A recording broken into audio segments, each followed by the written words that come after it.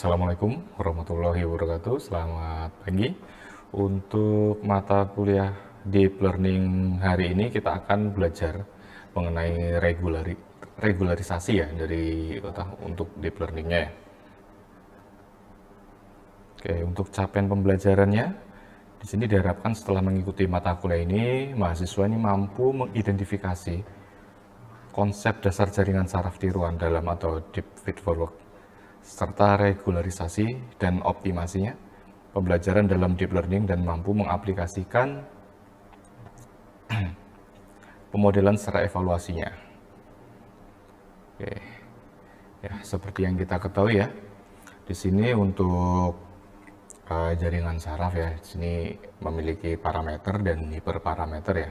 Untuk parameternya sendiri ini biasanya berupa bobot dan bias ya. Untuk bobot ini merupakan nilai numerik yang menyesuaikan kekuatan koneksi antar neuron.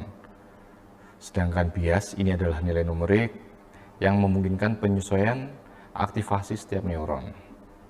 Nah, bila bobot dan bias ini disebut parameter, ini ada yang disebut juga hiperparameter ya di dalam pembelajaran mesin. Nah, untuk di deep learning kali ini, untuk hiperparameter itu ya terdiri dari jumlah lapisannya berapa gitu kan, kemudian jumlah neuron tiap lapisan berapa, kemudian tingkat learning rate dan fungsi aktivasi. Itu adalah beberapa hal yang disebut dengan hiperparameter di dalam deep learning. Kemudian dalam pembelajaran sendiri, ketika kita memiliki sebuah dataset ya, ini biasanya kita bagi menjadi 3 bagian. Itu biasanya kita membagi ke dalam data train, data def, dan data test. Dimana untuk train set, ini kita gunakan untuk melatih model. Sedangkan yang set def ini, atau biasa juga disebut dengan set validasi, ini digunakan selama proses pelatihan. Ini untuk mengevaluasi kinerja secara periodik. Sedangkan yang terakhir ya, yang untuk data test, ini kita gunakan pada akhir ya untuk menguji kinerja final dari model. Nah, kemudian model yang kita bangun itu kan pasti kita butuh ya. Kita harus tahu seberapa baik sih model yang telah kita bangun. Nah, maka dari itu kita perlu pengukuran performa ya. Performa model ini biasanya diukur menggunakan metrik evaluasi ya. Biasanya bisa menggunakan mean square error, F1 score, atau yang lain. Nah, kemudian untuk model error di sini ada 2, yaitu error saat training dan error saat pengujian. Di mana model yang baik ini harus mempunyai training error dan error generalisasi yang rendah. Nah, kemudian untuk model itu sendiri, untuk fittingnya di sini biasanya ada 2 permasalahan ya, yaitu underfitting dan overfitting. Untuk underfitting ya, di mana bila model ini mempunyai training error dan test error yang tinggi. Hal ini terjadi karena model ini belum mempelajari struktur data yang sebenarnya. Kemudian untuk overfitting ya, ketika sebuah model ini mempunyai generalization error yang lebih tinggi dibandingkan dengan training errornya.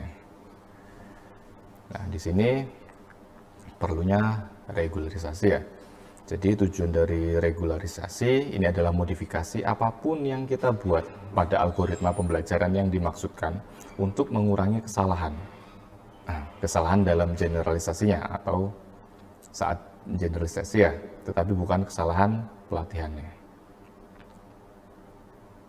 Nah, kemudian ada kalanya juga ketika kita butuh data yang besar, tetapi karena keterbatasan data, di sini kita melakukan teknik ya, yang disebut dengan data augmentation.